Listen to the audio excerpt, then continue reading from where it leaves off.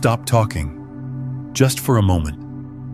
Not because what you have to say does not matter, but because what you have been saying, the words you have been choosing, the sentences you have been constructing without even thinking about them, have been building a prison around you so quietly, so consistently, that you have mistaken the walls for reality. You have mistaken the cage for the world. And the most terrifying part is not that your words have been limiting you.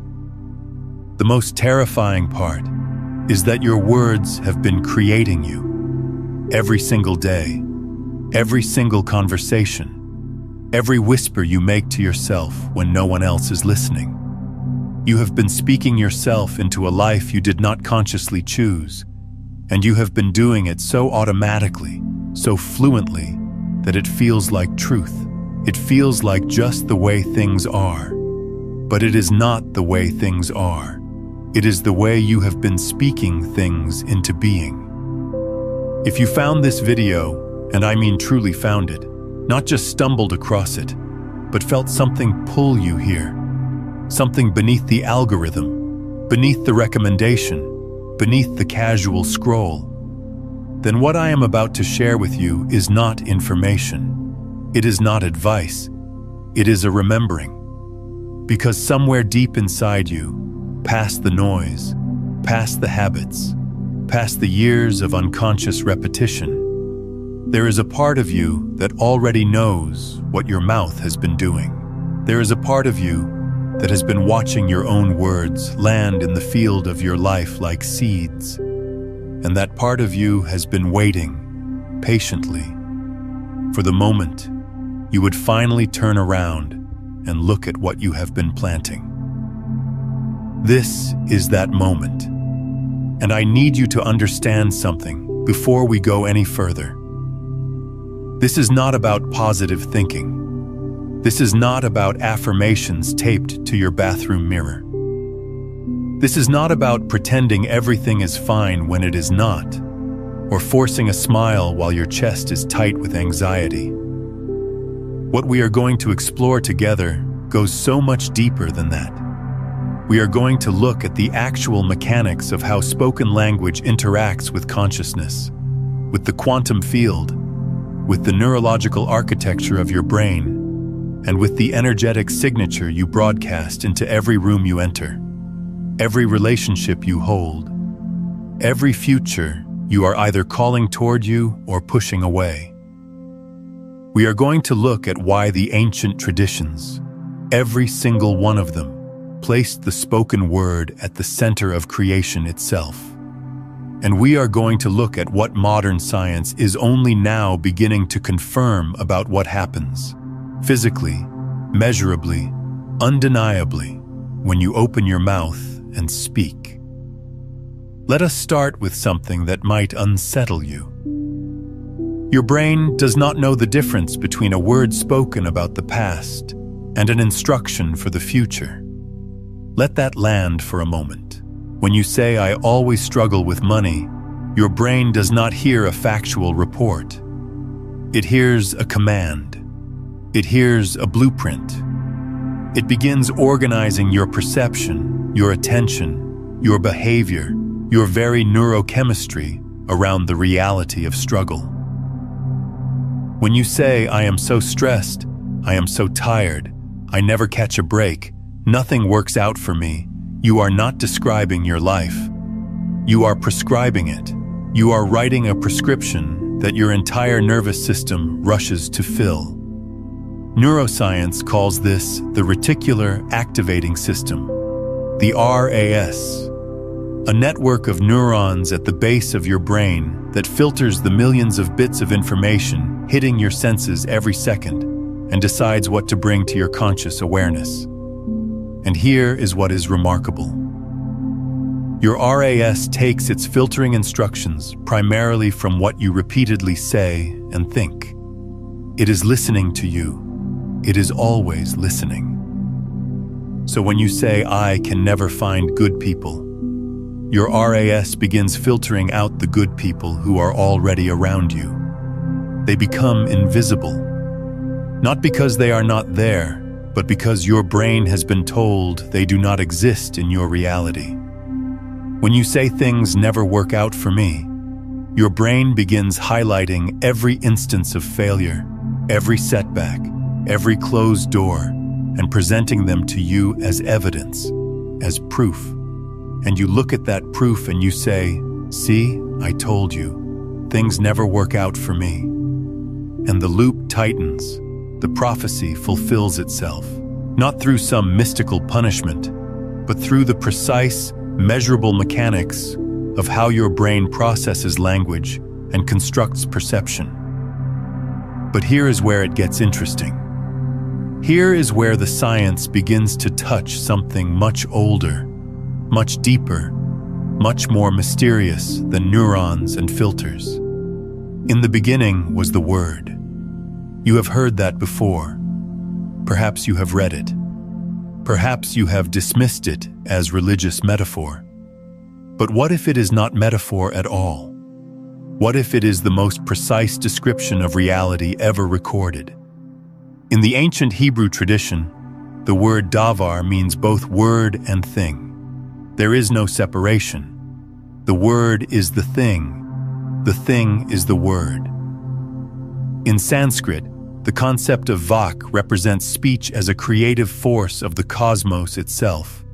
Not a human invention, but a universal power that humans participate in every time they open their mouths. The ancient Egyptians believed in Heka, the power of the spoken word to shape reality, and their entire civilization was built around the understanding that what is spoken is what becomes. Every wisdom tradition on this planet, separated by thousands of miles and thousands of years, arrived at the same conclusion. The spoken word is not a description of reality. It is a generator of reality. And now quantum physics is beginning to explain why.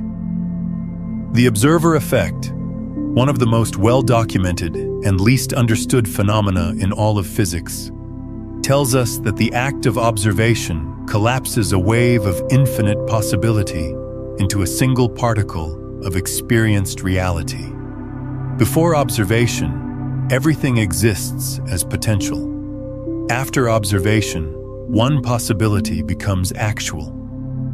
But here is what most people miss when they hear about the observer effect. Observation is not just seeing. It is not passive reception of information.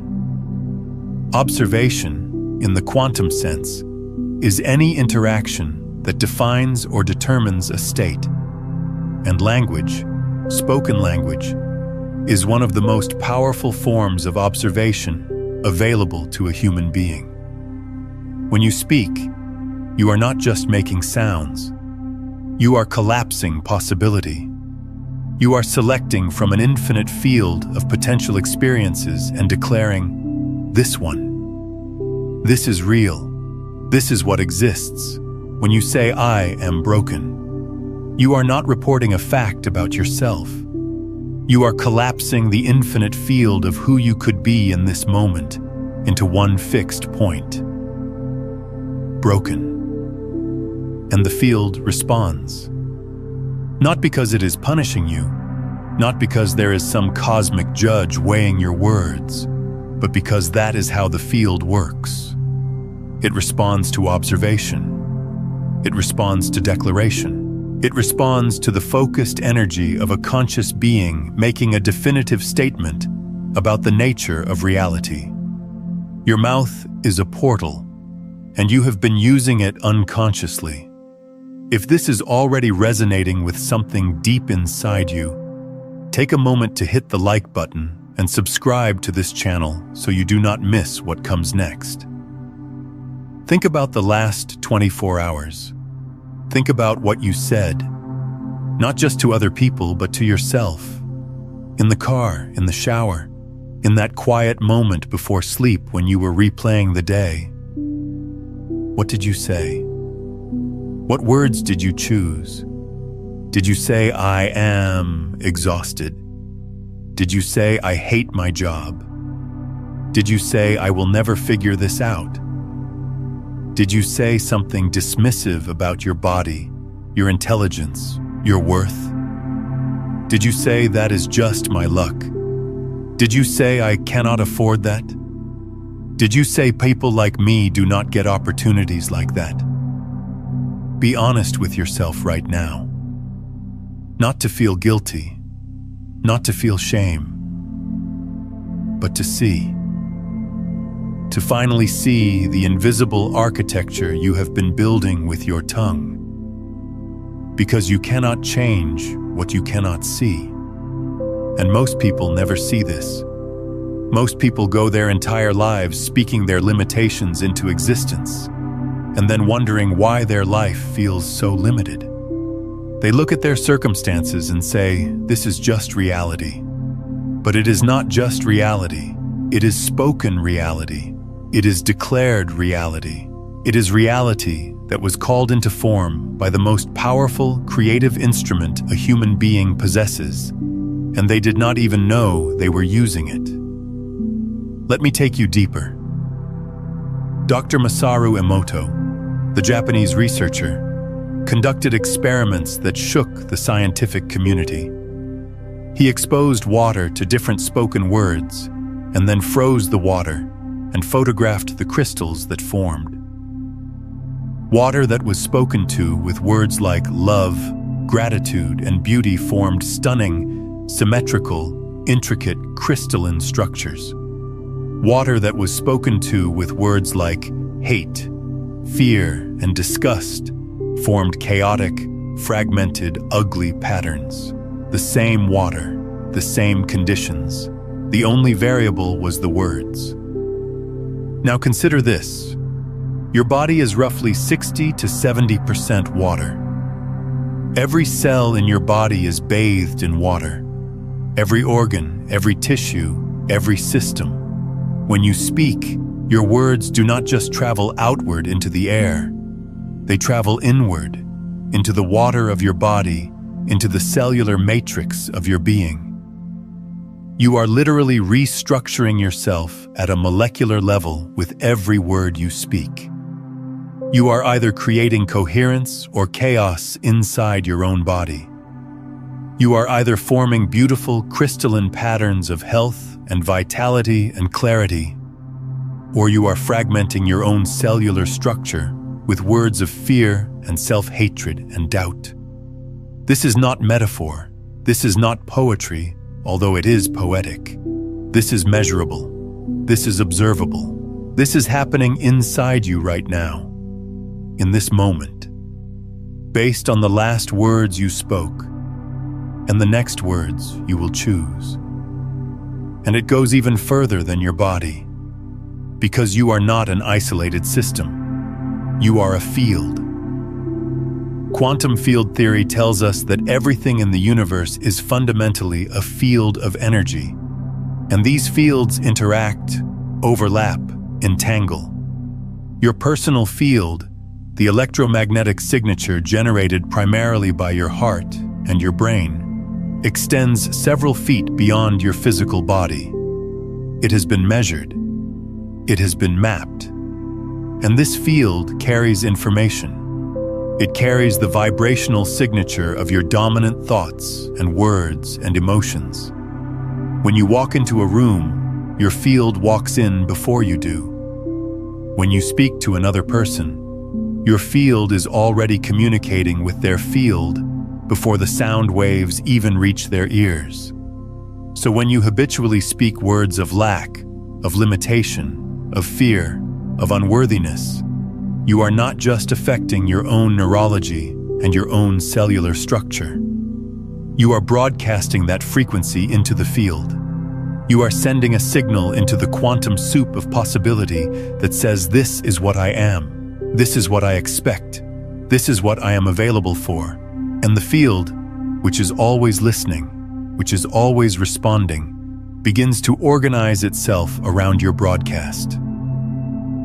Opportunities that do not match your frequency become invisible to you. People who carry a different vibration begin to feel uncomfortable around you, or you around them. Circumstances that would require you to be someone other than who you have declared yourself to be simply do not materialize. Not because they are not possible, but because you have spoken them out of your reality.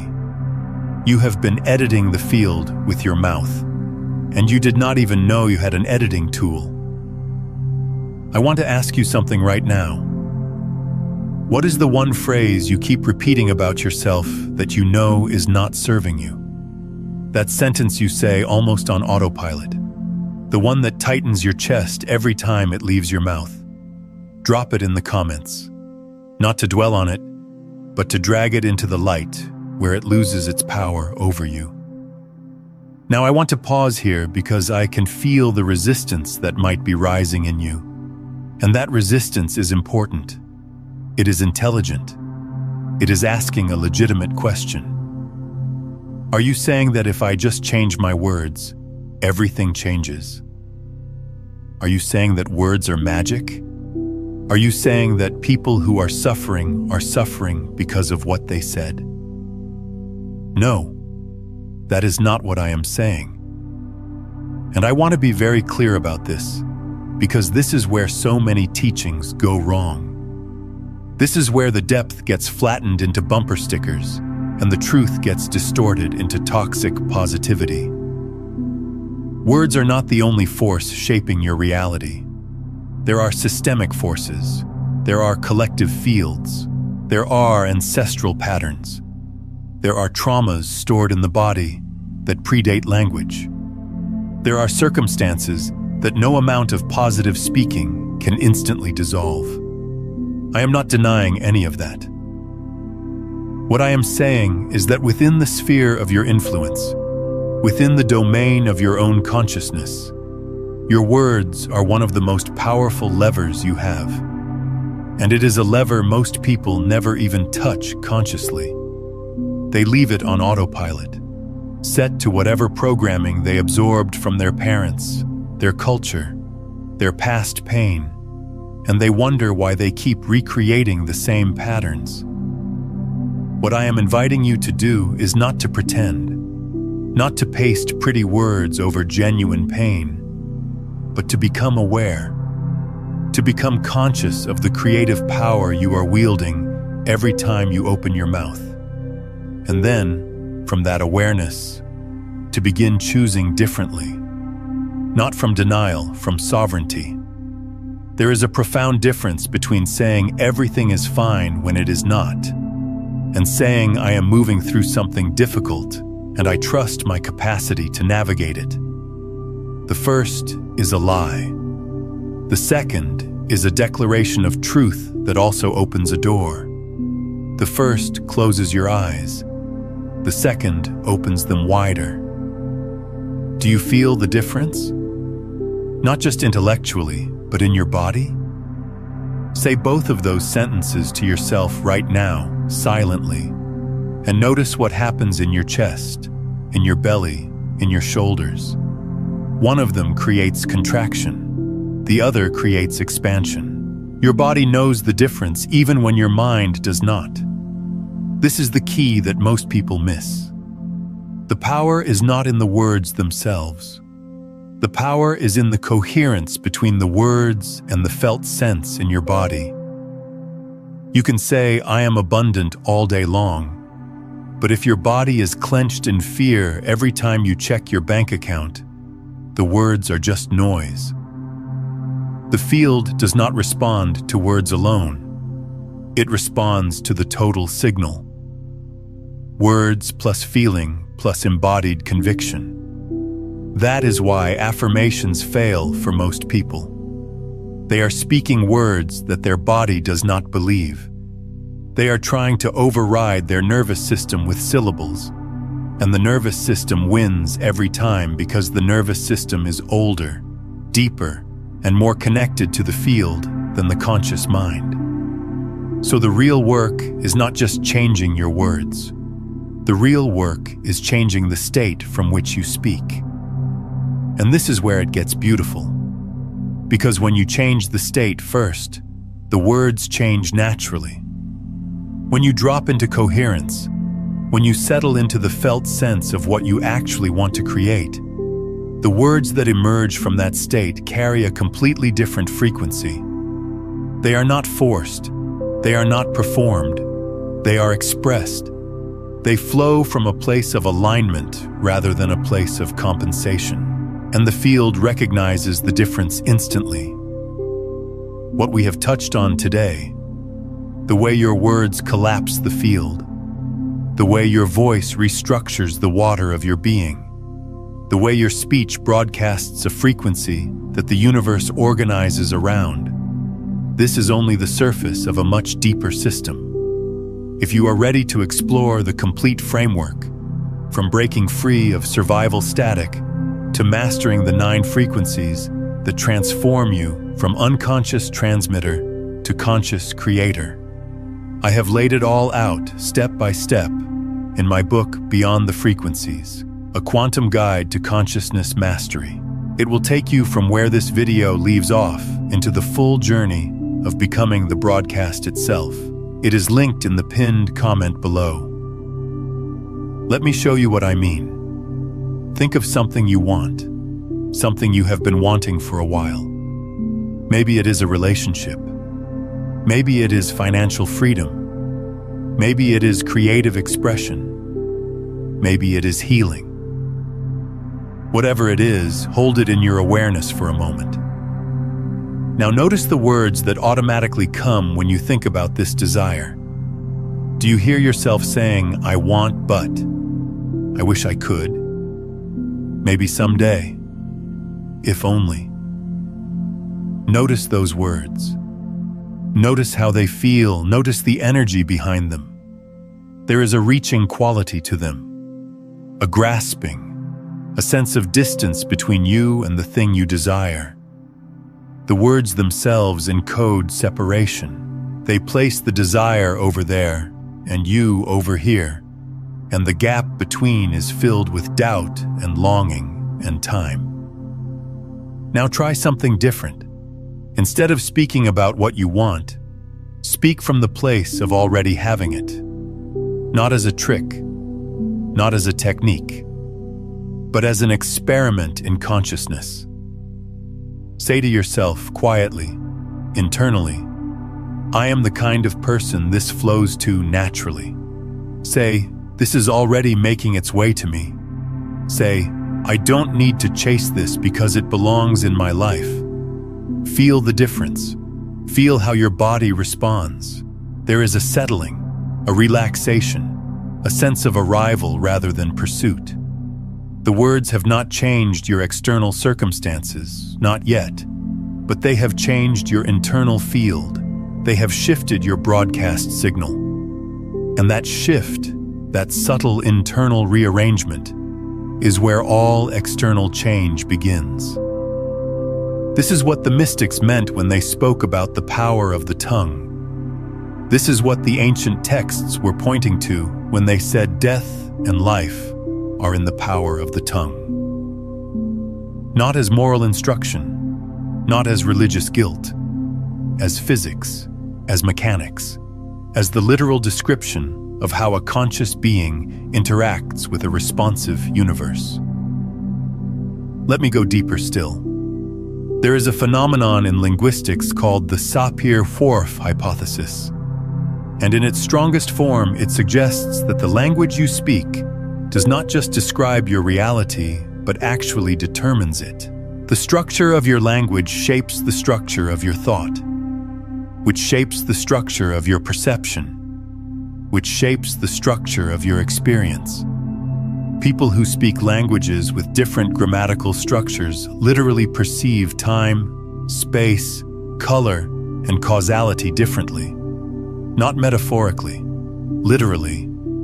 Their brains process reality through the filter of their linguistic framework, and what comes out the other side is a fundamentally different experience of being alive.